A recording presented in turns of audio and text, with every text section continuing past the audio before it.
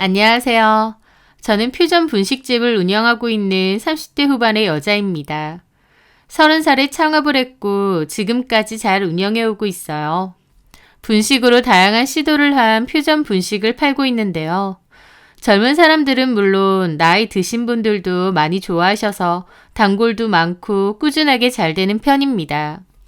저희 분식집은 식사류도 파는데요. 오픈 때부터 꾸준하게 가게를 찾아주시는 나이 든 남자 한 분이 계셨습니다.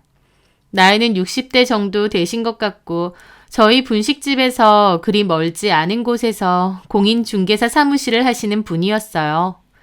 그분은 주로 혼자서 식사를 하러 잘 오셨고 가끔 친구분들을 데리고 오실 때도 있었습니다.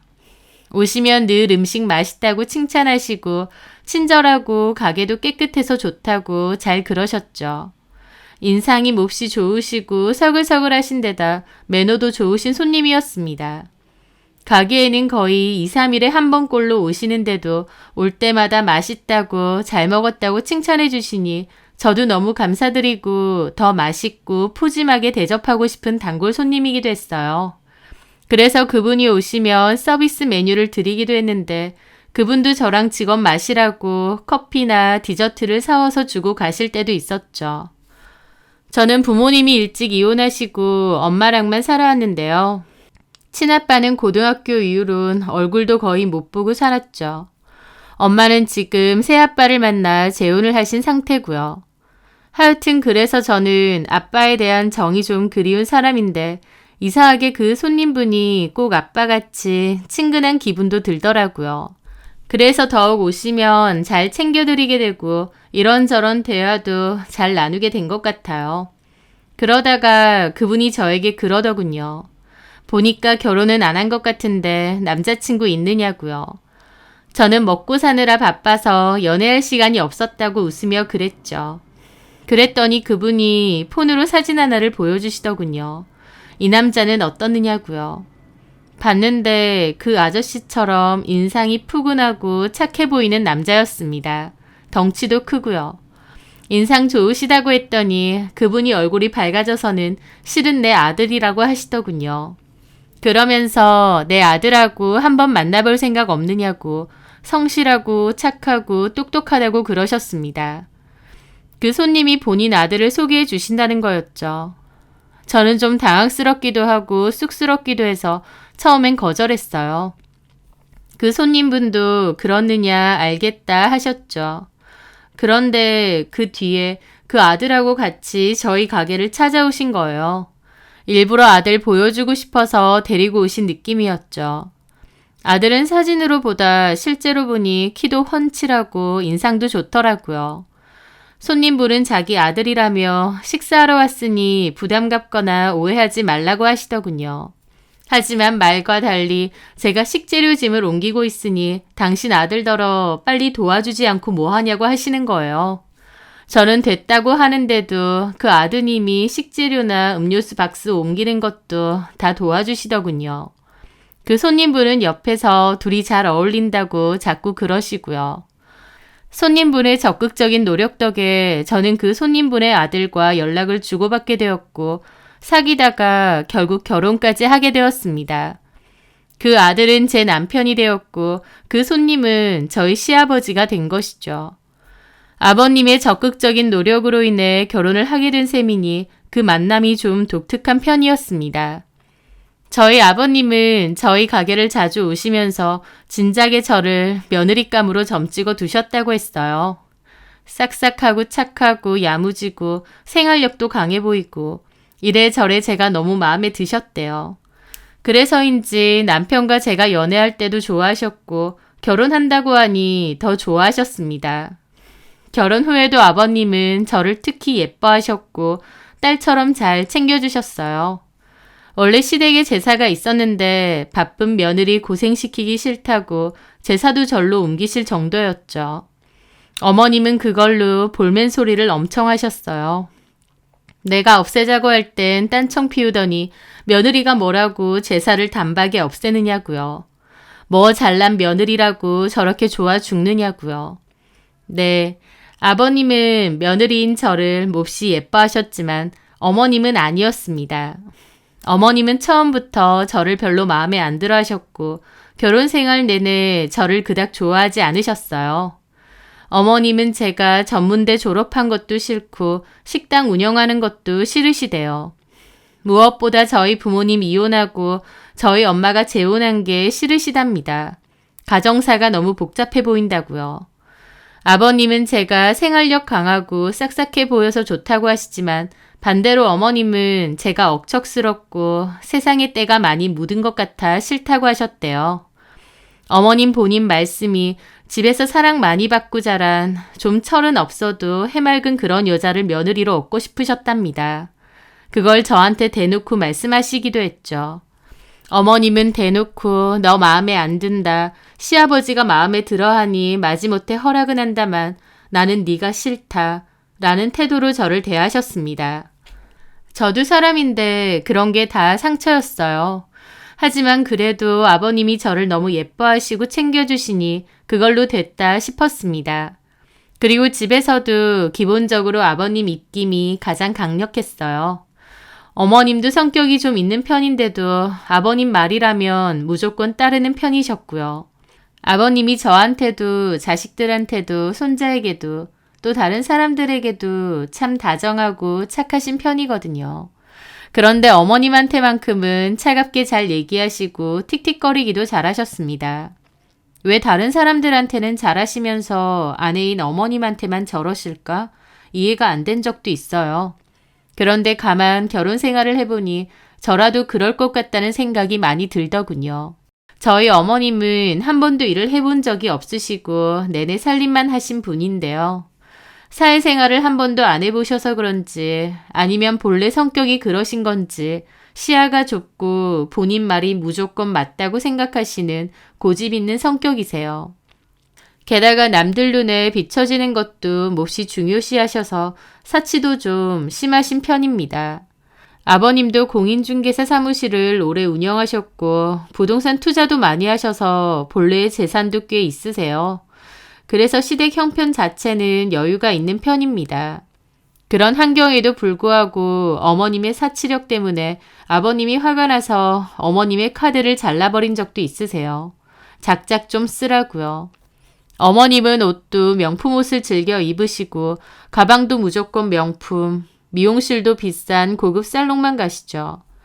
딱히 운전을 많이 안 하시는데도 외제차를 타시고요. 그 외제차도 연식이 좀 돼서 바꾸고 싶어 하시는데 아버님은 절대 바꿔줄 생각이 없으십니다. 하여튼 나이에 비해 철도 없고 경제관념도 좀 부족하신 편이에요.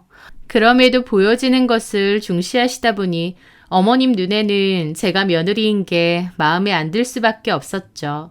겉보기에 그럴듯한 남한테도 말하기 자랑스러운 며느리를 얻고 싶은데 전문대 나오고 분식집 하는 며느리라니.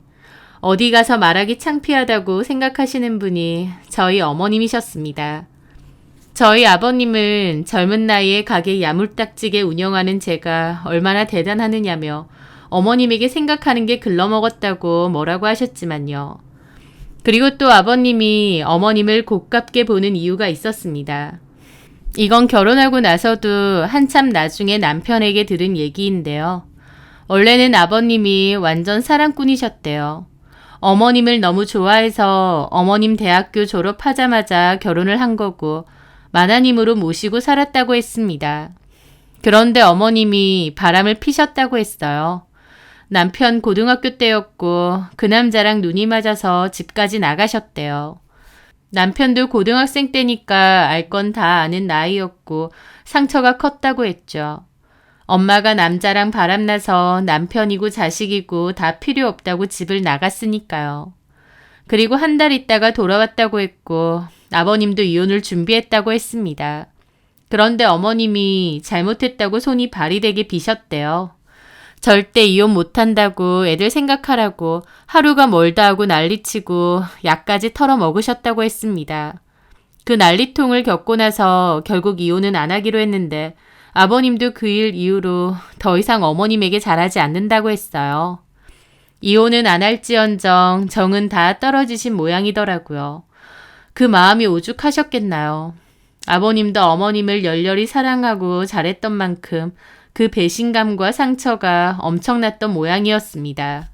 자식 생각해서 이혼은 안 하기로 했지만 그 후로도 많이 힘들어하셨고 한동안 술을 매일같이 드시기도 했다더군요. 이제는 또 시간이 많이 흘렀으니 그냥 저냥 덮고 산다지만 그래도 아버님은 아직도 어머님을 보면 괘씸한 마음이 남아있는 모양이셨죠. 저도 그 얘기를 남편에게 전해 듣고 나서야 그 착한 아버님이 왜 그렇게 어머님만 보면 도끼 눈을 뜨는지 알겠더라고요. 아버님은 어머님에게만 도끼 눈을 떴지만 저에게는 정말 잘해주셨어요. 결혼하고 1년 뒤에 아이를 낳았는데 출산하자마자 너무 고생했다고 차를 바꿔주셨습니다. 원래 제가 타고 다니는 건 오래된 경차였는데 그걸 외제차 SUV로 바꿔주신 거죠. 저는 너무 비싸고 가분하다고 괜찮다고 했는데도 아버님은 충분히 받을 만하다고, 그리고 아기 태우고 다녀야 되는데 튼튼한 차 타고 다니라고 차 키를 쥐어주셨죠. 그런데 어머님은 제가 차를 받자마자 저한테 오셔서 괜히 화풀이를 하시더군요. 남들 다 낳는 애 낳았다고 외제차 받는 며느리는 너밖에 없을 거라고. 우리 집이 무슨 재벌집도 아니고 애 낳았다고 무슨 외제차를 받느냐고요. 제가 달라고 한 것도 아니고 아버님이 주신 건데 저한테 따로 뭐라고 하시는 겁니다. 아버님 앞에서 아무 말도 안 하시면서요. 그러더니 나중에는 어머님 본인 차랑 바꾸자고 하시는 거예요. 어머님 차랑요? 그래. 내 차도 외제차야. 알지? 연식은 좀 됐어도 네 차랑 똑같은 브랜드잖아. 내 차가 세단이라서 오히려 너 운전하기 훨씬 편하고 좋다. 너 경차만 몰아보고 SUV 안 몰아봤잖아. 애 태우고 다니기엔 내 차가 훨씬 안정감 있구나. 하면서 자꾸 제 차 내놓으라고 하시는 겁니다. 아버님이 아시면 어쩌냐고 하니까 네가 SUV는 타기 힘들어서 바꿔달라고 했다고 제가 원해서 바꾼 것처럼 말하라고 하시더라고요. 그러면서 정말 반강제적으로 본인 차키 던져주시고 제 차키 뺏어갔는데요. 며칠도 안 돼서 아버님 불호령 듣고 차키 돌려주셨습니다. 어머님의 얄미운 행동은 한두 개가 아니었어요. 하루는 저에게 돈 좀 빌려달라고 하시는 거예요. 아버님이 카드 한도를 더 줄였는데 큰 돈 나갈 때가 있으니 돈 좀 빌려달라고 하시는 겁니다. 저도 돈이 다 묶여 있다고 했는데도 수시로 전화해서 돈 좀 빌려달라고, 너는 가게도 운영한다는 애가 그 돈이 없느냐고 계속 뭐라고 하셨죠. 결국 저는 어머니께 300 빌려드리고 보름 상간으로 200 더 빌려드렸습니다. 그 돈으로 뭘 하신지는 모르겠어요. 아마 주변 분들 얘기 듣고 주식 투자하신 것 같기도 하고요. 하여튼 저는 어머님께 500을 빌려드렸는데 그걸 어떻게 갚은 줄 아세요?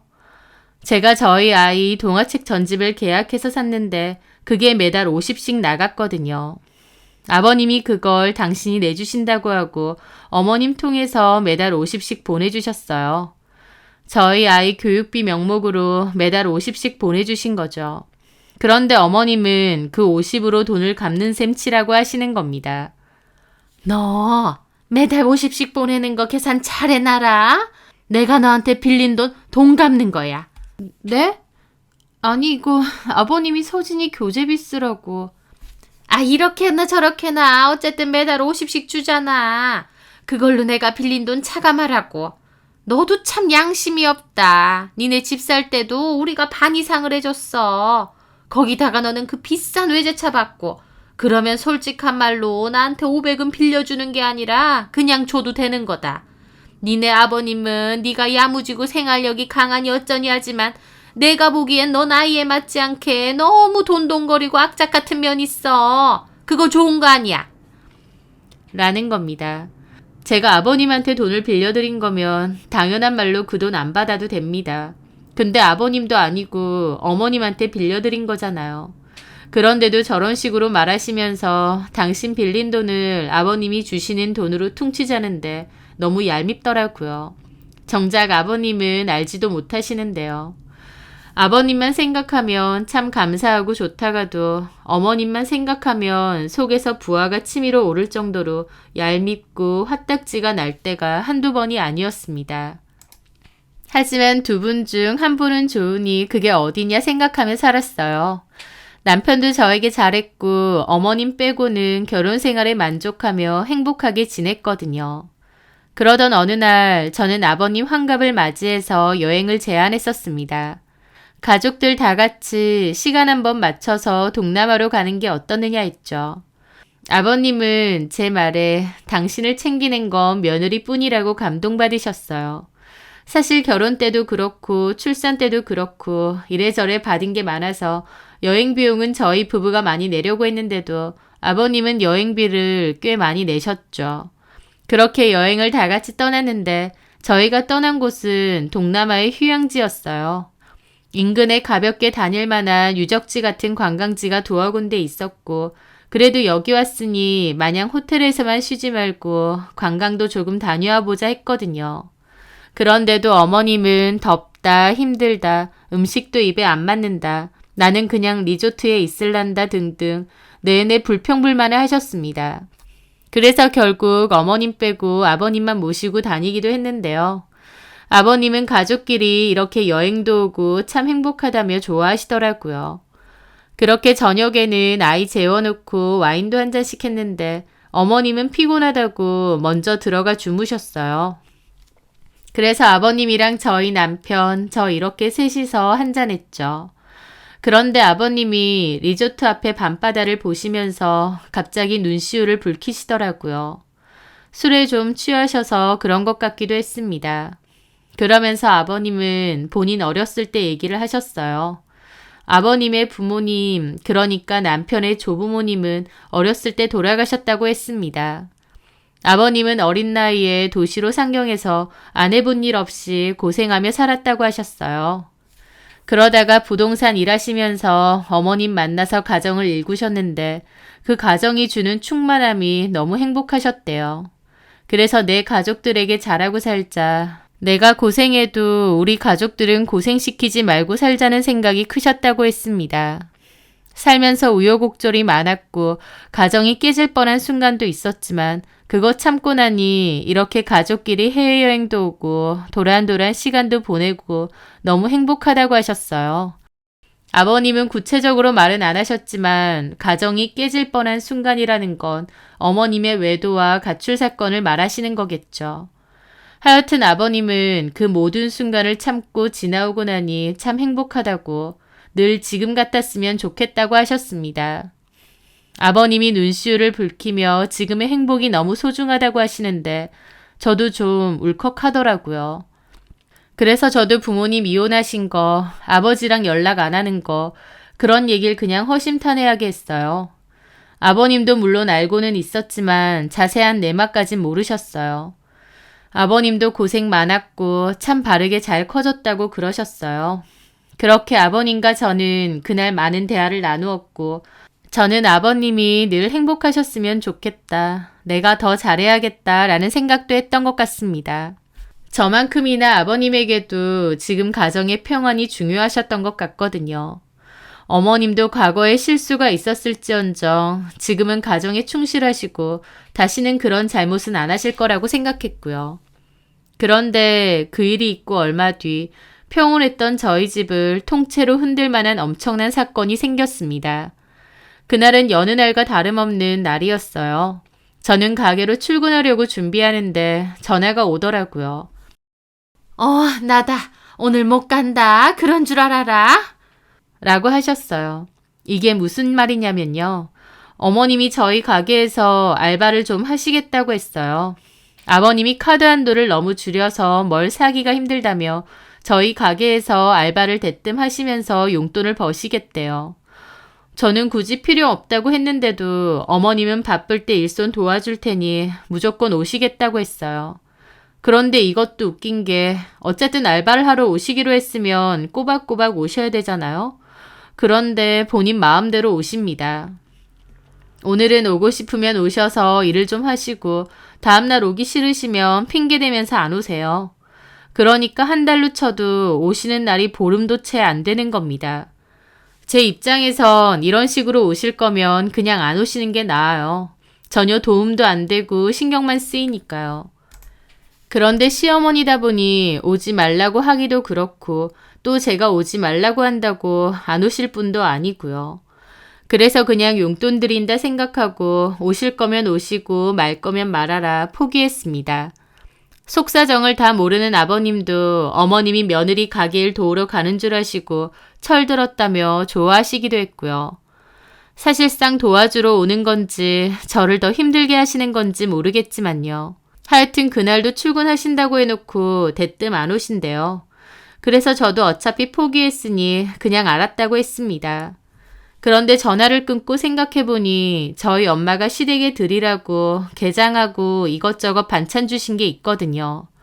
어머님이 오늘 가게 오시면 드리려고 했는데 안 오신다고 하는 겁니다.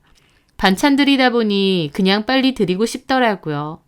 그래서 가는 길에 시댁 잠깐 들러서 냉장고에 넣어드리고 가자 생각했어요. 어차피 가게로 가는 길에 시댁이 있거든요. 그래서 반찬을 챙겨 들고 차를 몰고 시댁으로 곧장 가고 있었습니다. 그렇게 골목으로 들어가려는데 어머님이 골목 쪽에 있는 편의점 앞에서 뜬금없이 서 있으신 거예요. 화장도 하시고 머리도 하시고 옷까지 챙겨 입으시고요. 집 앞도 아니고 편의점 쪽에서 갑자기 서 계시더군요. 그래서 아는 체를 하려는데 그 순간 어머님 앞에 모르는 차 한 대가 섰고 어떤 남자가 내리는 겁니다. 운전석에서 내린 그 남자는 어머님 또래 같기도 하고 조금 어려 보이기도 하는데 어쨌든 중년의 남성분이셨죠. 그분이 내려서 조수석 문을 열었고 어머님은 막 웃으시면서 안으로 타시는 겁니다. 몹시 들떠 보이셨죠. 그걸 뒤에서 지켜본 저는 어떤 불길한 예감이 들더라고요. 그 차는 곧 출발했는데 저는 망설이다가 그 차를 조심스레 따라가 보았습니다. 가면서도 설마 하는 생각이 계속 들었죠. 어머님이 탄 그 차는 어느 장어집으로 가서 주차를 하더군요. 아는 친구분이랑 식사하러 오신 건가? 내가 괜한 생각을 했나 싶었죠. 그런데 어머님은 그대로 차에 있고 남자만 내리더니 가게 안으로 갔습니다. 그러더니 그 남자가 포장을 해서 다시 차로 오는 거예요. 그렇게 그 남자의 차는 다시 출발을 했고 저는 반신반의하며 그 차를 다시 따라갔습니다. 그런데 그 차가 향한 곳은 모텔촌이었어요. 저는 경악했죠. 설마 했는데 정말 어머님이 외도를 저지르고 계셨던 겁니다. 갑자기 등 뒤로 소름이 쫙 돋고 핸들을 잡은 손에서 땀이 막 나더라고요. 그렇게 그 남자의 차는 어느 모텔 안으로 쏙 들어갔고 저는 충격을 받은 채로 가게로 겨우 차를 끌고 왔습니다. 가는 도중에도 너무 충격적인 상황에 심장이 미친 듯이 요동쳤죠. 내 시어머니의 외도를 목격할 거라고 상상도 못했으니까요. 가게로 왔는데 뭘 어떻게 해야 할지 모르겠더라고요. 처음엔 아버님에게 다 알리겠다고 생각했습니다. 어머님이 아버님을 속이고 있는 거고 아버님도 이 사실에 대해서 다 아셔야 된다고 생각했어요. 하지만 어떤 식으로 말씀드려야 될지 난감하더군요. 차라리 아까 그 차를 따라가지 말걸 그냥 모르는 게 나았겠구나 싶기도 했죠. 그날 심란한 기분으로 일을 했고 저녁에 집에 가자마자 남편에게 이 모든 사실을 얘기했습니다. 남편도 크나큰 충격을 받았죠. 과거에 어머님이 한 차례 바람을 피워서 집까지 나간 이력이 있잖아요. 그 후로 싹싹 빌고 약까지 털어먹고 다시는 안 그러겠다고 하셔서 믿었는데 또 바람을 피신 거니까요. 저희 남편도 분노했고 저한테 몇 번이나 확인을 하더라고요. 저는 분명 확인했다고 혹시나 싶어서 그 차 번호판까지 적어놨다고 했죠. 남편은 너무 충격이 커서 생각할 시간을 조금만 달라 아버지한테는 일단 알리지 말라고 했습니다. 저도 알겠다고 했죠. 남편은 어머님의 외도 사실에 괴로워했습니다. 그때 이혼할 뻔하고 큰일 치를 뻔했으면서 왜 또 그런 짓을 저질렀을까 하더라고요. 저도 어머님이 너무 이해가 안 되고 분노가 치밀어 올랐죠. 한번 그런 짓 저지르고 아버님이 봐줬으면 다시는 안 그래야죠. 어떻게 또 그런 짓을 저지릅니까? 정말 어머님만 아니면 상종도 못할 인간이다 싶더군요. 남편은 며칠 동안 많은 고민을 했는데 고민 끝에 저한테 그러는 겁니다. 이 사실을 알리지 말자고요. 아버지가 이 사실을 알게 되면 그 충격이 너무 클 것 같다. 엄마한테는 그 남자랑 당장 정리하라고 내가 따로 말씀드리겠다. 그러니까 아버지한테는 말하지 말자라고 했습니다. 저도 처음에는 그럼에도 알려야 된다고 했어요.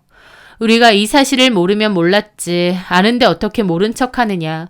아버님을 속일 순 없다고요. 하지만 남편은 저를 설득하더군요. 엄마한테 우리가 알고 있다고 하면 그 남자랑 바로 끝내실 거다. 엄마도 이혼할까봐 엄청 두려워하시는 분이니 뒤도 안 보고 끝낼 거다. 괜히 얘기해서 분란을 일으키는 것보다 그냥 우리 선에서 해결하고 덮고 지나가는 게 오히려 아버지를 위해서도 나을 수도 있다고 했습니다. 남편의 말에 저도 고민을 했죠. 아버님을 속인다는 게 너무 양심에 찔렸습니다. 하지만 한편으론 여행지에서 아버님이 눈물을 글썽이며 지금의 평온이 너무 행복하다고 하신 말씀이 떠올랐어요. 아버님이 또다시 어머님의 외도 사실을 알면 얼마나 큰 충격과 배신감을 느끼실까. 한 번도 아니고 두 번이면 그 상처가 얼마나 클까 싶었습니다. 그래서 저도 남편 말처럼 차라리 아버님은 모르시게 우리 선에서 그 남자를 정리시키는 게 나은 걸지도 모르겠다 싶었죠. 그렇게 저는 남편과 많은 상의 끝에 결국 우리 선에서 끝내기로 했습니다. 어머님에겐 남편이 말하기로 했어요.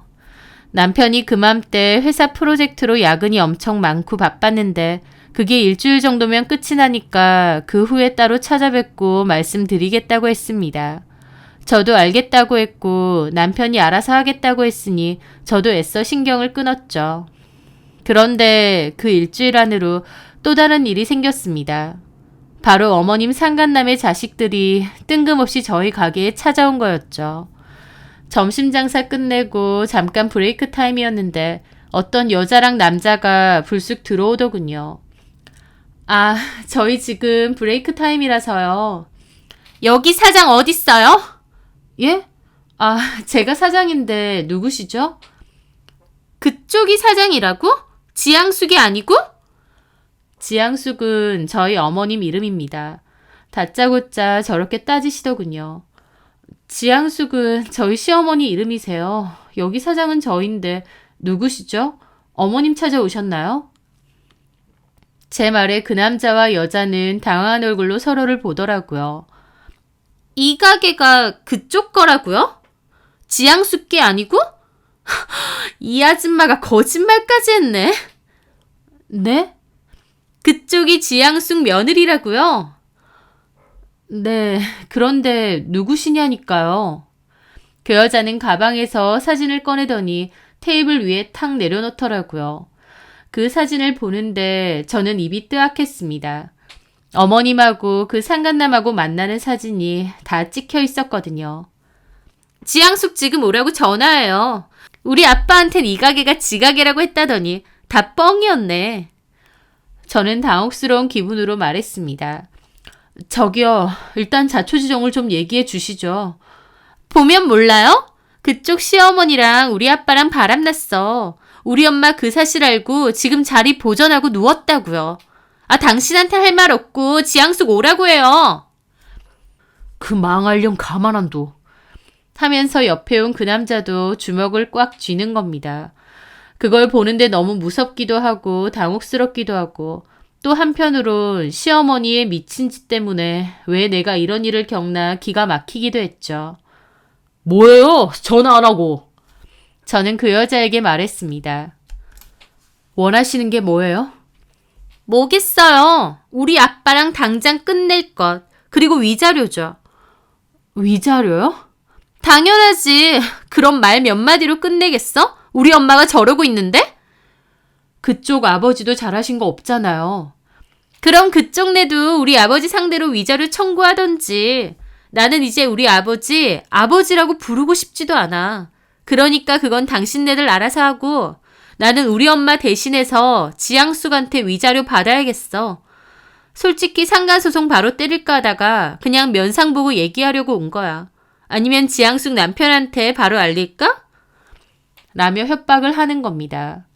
저는 고민하다가 일단 남편에게 전화해서 이 사실을 전했습니다.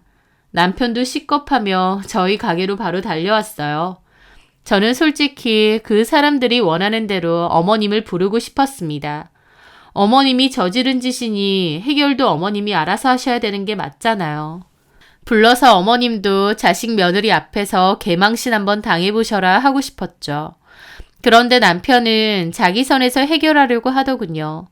그래도 자기 엄마라고 이 사람들에게 낭패당하는 건 보기 싫었나 봅니다. 남편은 그 사람들에게 상간소송은 하지 마시라고 원하시는 위자료는 우리가 주겠다고 했어요. 그리고 엄마한테는 알아서 얘기해서 끝내겠다. 다시는 만나는 일 없게 하겠다. 죄송하다고 했죠. 그 사람들은 약속된 위자료 빨리 내놓으라고, 안 그러면 지향숙 남편에게도 다 알리고 개망신 줄 거라고 했습니다. 저는 남편이 이해가 안 됐어요. 어쨌든 어머님이 저지른 일이면 어머님이 와서 해결을 봐야 되는데도 본인이 해결하려고 하는 게요. 위자료도 적은 돈도 아니고 몇 천인데 그걸 우리가 왜 내줘야 되나 싶기도 했죠. 또 그 사람들의 행태가 이해가 안 됐습니다. 막말로 어머님 혼자서 외도 저지른 것도 아니고 자기 아빠랑 바람난 거잖아요. 그런데도 마치 피해자인 양 저희한테 큰 소리치고 위자료 청구하려는 게 어이가 없더군요. 하지만 남편은 답답하리만치 그냥 우리가 해결하고 일 크게 만들지 말자고 하는 겁니다. 괜히 일 크게 만들면 저 사람들이 아버지에게 알릴 수도 있으니 우리 선에서 해결하자면서요. 저는 돈도 아깝고 이걸 왜 우리가 해결해 줘야 되는지 모르겠지만 그래도 그냥 남편 하자는 대로 일단 따라 주었습니다. 저도 아버님이 다 알게 돼서 상처받는 건 원하지 않았기도 하고요. 어쨌든 그렇게 위자료 명목의 돈을 저희가 주기로 했고 남편이 따로 어머님 만나서 그 남자랑 끝내게끔 얘기하기로 했습니다. 남편이 일은 자기가 다 알아서 한다고 저는 신경 쓰지 말라고 자꾸 그러는 거예요. 저희 가게까지 찾아왔는데도요. 하지만 저도 골치 아프니 알아서 하라고 했죠. 그런데 그로부터 며칠 지나지 않았을 때였어요. 갑자기 그 상간남 아들이 혼자 저희 가게에 찾아왔습니다. 그러더니 돈을 좀 빨리 받아야겠다고 그러는 거예요. 그러면서 손님들도 있는데 저희 가게에 떡하니 앉아서 큰 소리로 영업 방해를 하는 겁니다. 아, 완전 양아치구나. 나랑 우리 남편을 완전 호구로 봤구나 싶고 화가 나더라고요. 게다가 어머님 때문에 내가 이렇게 피해를 보는구나 싶어서 더 어이가 없었습니다. 그래서 그 남자에게 일단 가게 밖으로 따라 나오라고 나갔습니다. 제가 억지로 데리고 나가니 저를 뿌리치고는 왜 사람을 밀치냐고 따지더군요. 그래서 저는 이런 식으로 하면 영업 방해로 신고할 거라고 했습니다. 그 남자는 해보라며 당신 시어머니가 저지른 짓 만천하에 알릴 거라고 하길래 그쪽 아버지는 그럼 잘했느냐고 그쪽만 피해자인 줄 아느냐고 실랑이가 살짝 붙었죠. 그러면서 약간의 실랑이 끝에 그 남자는 어쨌든 돈 똑바로 보내라고 하고 돌아갔습니다.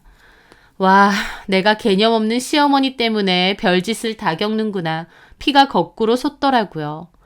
남편은 자기가 알아서 할 테니 저보고는 가만 있으라지만 피해는 제가 당하고 있잖아요. 진짜 아버님만 아니면 어머님 소송 당하던지 말던지 그냥 알아서 하라고 하고 싶더군요. 저는 남편에게 전화해서 난리쳤고 남편도 미안하다고 바로 엄마에게 얘기하겠다고 했습니다. 그런데 그날 저녁 어머님이 뜬금없이 저를 부르셨어요. 집으로 당장 오라고요. 저희 아이는 친정 부모님이 좀 봐주시거든요. 그래서 저는 퇴근하고 남편과 둘이서 시댁으로 갔습니다. 그런데 시댁 들어가서 인사를 드렸는데 어머님이 저를 노려보시는 거예요. 아버님은 그래도 웃으면서 저희를 맞이해 주시고요. 무슨 일이세요, 어머님? 그런데 어머님이 다짜고짜 저한테 화를 내시는 겁니다. 너 그 남자 누구니? 네? 네 가게 찾아온 그 남자 말이야. 네가 놀라서 가게 밖으로 끌고 나가서 실랑이 벌인 그 남자. 내가 지켜보니까 둘이 보통 사이 아닌 것 같던데. 저는 어머님 말을 처음에는 못 알아들었는데 무슨 말인지 깨달은 순간 혈압이 수직 상승하더군요. 잠시만요. 어머님 지금 오늘 가게에 온 그 남자 말하시는 거예요? 그래.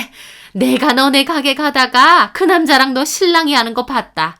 네가 그 남자한테 쩔쩔매면서 뭐라고 하고 가라고 화내는 것도 다 보고 그 남자 누구야? 둘이 뭔 사이길래 외간 남자가 가게에 와서 그러고 난리를 쳐. 그 남자 뭐냐고. 너 말이야. 혹시 우리 아들 두고 바람 피니? 먼 눈에는 뭐만 보인다더니 진짜 욕지거리가 나오더라고요. 본인 때문에 제가 피해는 다 입고 있는데 그럼에도 그냥 모른 척 참고 있는데 진짜 보자 하니까 싶었습니다. 저는 끓어오르는 분노 때문에 입을 열면 진짜 욕지거리가 나올 것 같은 거예요. 그래서 간신히 참고 아무 말 안 하고 있는데 소파에 앉아있던 아버님이 쩔쩔매면서 어머님을 말리시더군요. 아, 그게 뭐라고 이 호들갑을 떨어. 그냥 손님이겠지. 손님하고 그렇게 팔 잡아 당겨가면서 다툴 일이 뭐가 있어. 내 보기엔 좀 이상한 사이 같던데. 누구야? 네가 말해봐. 애인이야? 아니면 뭐 결혼 전 사귀던 전 남친 그런 거 아니야?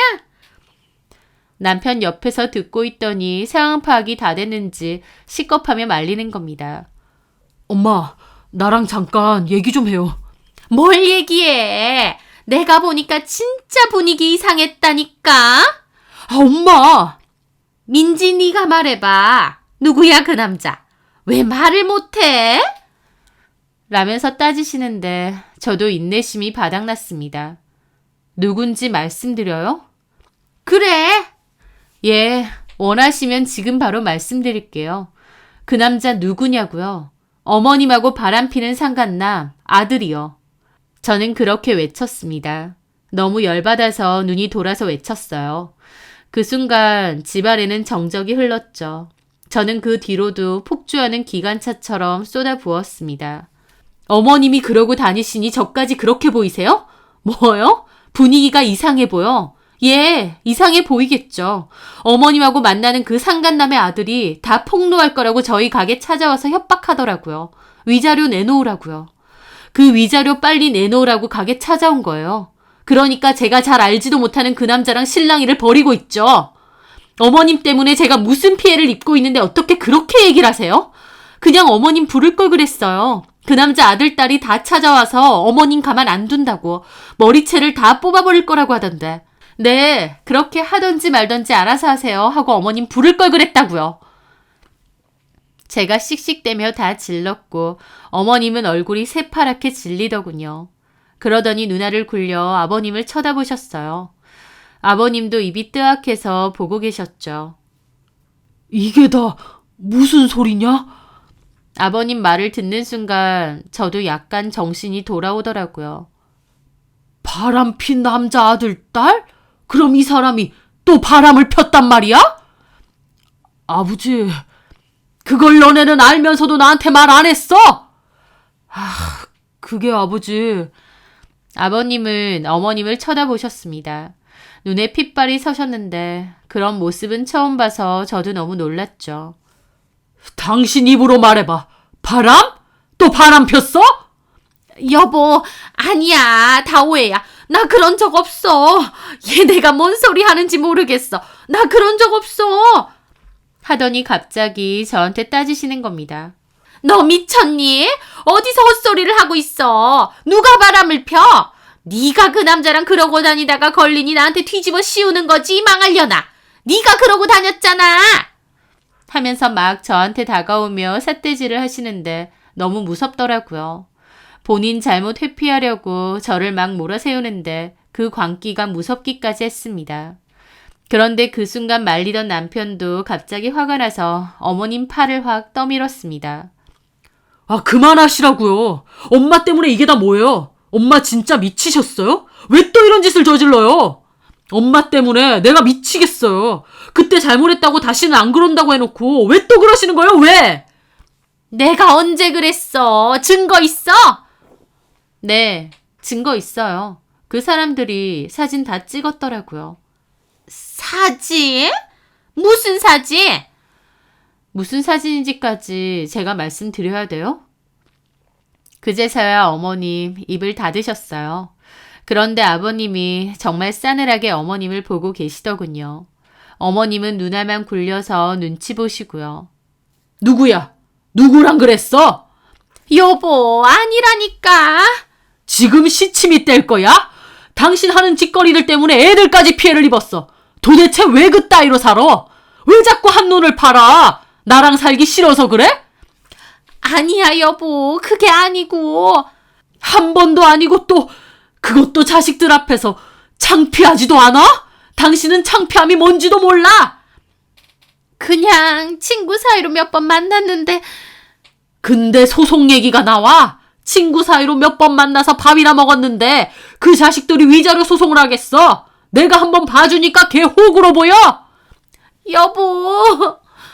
아버님 완전 분기탱천하셨고 어머님 잘못했다고 무릎 꿇고 비시더군요. 하지만 아버님은 정말 질린다는 듯 고개를 저으셨습니다. 다 필요 없어. 그냥 짐 챙겨서 나가. 어딜 나가, 내가. 이 집이 내 집인데. 그럼 그런 짓 저지르고 아무렇지 않게 이 집에서 계속 살게. 누구 마음대로. 본인이 그러고 다녔으면서 며느리한테 남자가 어쩌고. 미친 거야? 네가 그러고 사니까 남들도 그렇게 보여? 네가 미쳤으니 남들도 미친 걸로 보이냐고. 아니, 나는 분위기가 좀 그래서. 그리고 당신이 너무 며느리만 예뻐했잖아. 쟤 뭐가 있다고 쟤만 예뻐하고 차 바꿔주고. 그 얘기를 듣는데 오늘 왜 이런 자리를 마련하셨는지 알겠더군요. 어머님은 아버님이 저만 예뻐하시고 용돈 주시고 하니까 그게 질투가 났던 것 같아요. 그래서 오늘 외간 남자랑 실갱이 하는 거 보고 옳다 싶어서 아버님한테 얘기하고 저희 보고 오라고 한 것 같았습니다. 아버님 앞에서 저 매도하려고요. 그 생각을 하니 정말 있는 정 없는 정 다 떨어지더라고요. 저는 아무리 남편이 시켰다 하더라도 그래도 어머님 위해서 입 꾹 다물고 참고 있었는데 어머님은 나서서 저 쫓아내고 몰아내려고 저렇게 하셨다는 거잖아요. 정말 정 떨어지고 상종도 하기 싫더라고요. 어머님은 계속 구차하게 변명하셨지만 아버님은 듣지도 않고 다 필요 없으니 나가라고 하셨습니다. 그러자 어머님은 자기 결혼 생활이 몇 년인데 이렇게 쫓아내느냐, 못 나간다 막 그러시는 겁니다. 그러자 아버님도 화가 나서 결혼 생활 기간만 30년 넘으면 뭐하냐, 맨날 있는 돈 까먹고 집안 살림도 똑바로 안 하고 사치 부리고 거기다가 외도해서 집 나가고 한 번 봐줬는데 또 이러지 않았냐면서요. 이건 병이라고 이제는 못 참겠다며 나가라고 하셨죠. 그리고 어머님이 안 나간다고 난리치니까 어머님 팔 붙잡고 밖으로 끌고 나가셨어요. 저와 남편도 놀라서 쫓아갔는데 대문 열고 어머님 쫓아냈습니다. 어머님은 신발도 제대로 못 신고 매달리셨는데 아버님이 그냥 문 닫아 버리셨어요. 그렇게 아버님은 저희 보고도 가라고 하셨습니다. 그런 일이 있었는데 나에게 말도 제대로 안 하고 쉬쉬했느냐며 저희도 보기 싫다고 하시더군요. 그러면서 저희한테도 나가라고 하셨고 저희도 그냥 나올 수밖에 없었습니다. 남편은 그래도 나오면서 어머님 지갑이 든 가방하고 신발은 챙겨서 나왔어요. 그리고 대문 앞에 있는 어머님에게 그거 드렸죠. 어머님은 일단 저희 집으로 가자고 하시는 겁니다. 그런데 남편이 싫다고 거절했습니다. 어머님도 충격받았죠. 뭐야? 싫다고? 그럼 나는 어디로 가라고? 이모네 가시던지 엄마 알아서 하세요. 저라고 엄마한테 실망 안 한 줄 아세요? 아니 장연아, 이러면 안 되지. 어떻게 엄마한테 이러니? 엄마야말로 그러시는 거 아니에요. 아빠가 그때 피눈물 흘리고 엄마 다시 받아주신 거예요. 엄마가 사람이면 똑같이 그렇게 아빠한테 상처 주는 거 안 해야죠. 하면서 차를 타려고 했고 어머님은 저를 붙잡으시더라고요. 예, 미진아, 니네 남편 좀 말려봐라. 그래서 저도 뿌리쳤습니다. 어머니, 아까 저한테 뭐라고 하셨는지 까먹으셨어요? 뭐야? 그 남자 누구냐고. 내 아들 두고 바람 피느냐. 아까 저한테 그러셨던 거 까먹으셨냐고요. 아니, 그거는... 저는 어머님이 아니에요. 가정 놔두고 다른 남자 만나고 그 남자를 가게에 끌어들이고 그런 미친 짓 하는 사람이 아니라고요. 뭐? 너 말 다 했니? 저한테 이러시는 것도 웃기네요. 저 매도하실 땐 언제고 이제 와선 또 저한테 부탁하세요? 아버님한테 얘기하시던지 알아서 하세요. 저도 더 이상 어머님이 어쩌시든 제 할 바 아닙니다. 그리고 어머님하고 바람피는 그 남자 자식들이 어머님한테 위자료 소송 건다고 했거든요. 그것도 어머님이 알아서 하세요. 그렇게 저는 쏘아붙이고 차에 탔습니다. 어머님이 입이 떡 벌어져서 저희를 보고 계시더군요. 그렇게 남편은 차를 출발했습니다. 당연히 엄마한테 그렇게 했으니 남편도 착잡했겠죠. 하지만 지갑도 드리고 했으니 이모님 댁에 가 계시던지 할 거라고 그랬어요.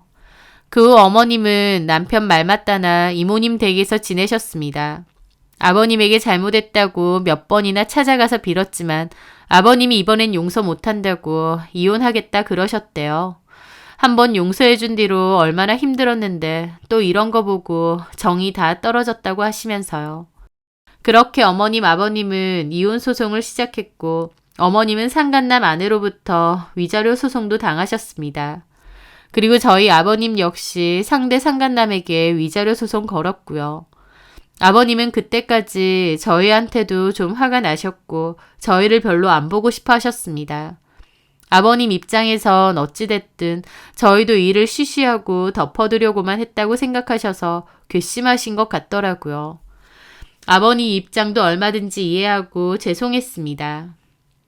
그래서 시간이 좀 지난 후에 아버님에게 장문의 문자를 한 통 보냈어요. 아버님이 상처받는 게 싫어서 우리끼리 해결해 보려 했는데 그게 실수라는 걸 이제 깨달았다. 정말 죄송하고 아버님 기분이 풀리시면 언제든 연락 주셔라 라는 내용으로요. 진심으로 죄송해서 보낸 문자였습니다. 제 지인들은 고래 싸움에 새우등 터진 거 아니냐고도 했지만 저는 진심으로 아버님께 죄송해서 보낸 문자였습니다. 그러다가 그 후에 아버님이 저희 가게를 오셨더라고요. 얼굴도 많이 수척해지시고요. 저는 아버님께 식사를 대접했고 아버님도 조용히 식사 후 저한테 이런저런 얘기를 하셨어요. 이혼 소송에 관련된 이야기도 그렇고 제 문자 보고 생각 많이 하셨다는 얘기를 하셨죠. 아버님도 처음엔 저희가 한통 속으로 속였다고 생각해서 언짢으셨는데 가만 생각해보니 저희 입장에선 어쩔 수 없었을 것 같았다고 하시더라고요.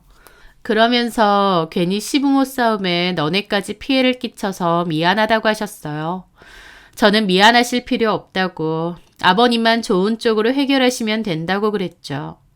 그렇게 아버님과 저희는 사이를 풀었고 그 후로는 예전처럼 왕래하며 잘 지내게 되었습니다. 그 후 어머님과 아버님은 결국 이혼하셨어요. 어머님도 재산분할 명목으로 돈을 좀 받아가셨고 그걸로 작은 집을 구해서 사신다고 하더라고요. 두 분이 결국 그렇게 된 게 안타깝기도 했는데 조금 더 시간이 지나고 보니 아버님은 오히려 표정도 많이 밝아지시고 좋아지셨어요. 저는 그 일 이후로 어머님은 별로 안 뵙고 싶어서 남편만 가끔 찾아뵙는데 어머님은 계속 아버님에게 얘기 좀 잘해주라며 재결합하고 싶어 하시더라고요. 있을 때나 잘하지 그 생각이 절로 들었습니다. 아버님은 재결할 생각이 거의 없으시고요. 그렇게 어머님과 아버님 두 분 다 각자 지내고 계세요. 그때 그 일을 잘 덮고 지나갔더라면 당장 이 문제는 없었을지 모릅니다. 하지만 어머님의 근본적인 사고방식이 잘못되셨기에 결국 나중에라도 문제가 터지지 않았을까 싶기도 해요. 아버님이 마지막 기회를 주신 건데 그게 얼마나 눈물겨운 기회인지도 모르고 저버린 어리석은 저희 어머님. 살면서 본인이 놓친 것과 잃은 것이 무엇인지 많이 깨달으시고 반성하셨으면 합니다. 제 사연 들어주셔서 감사합니다.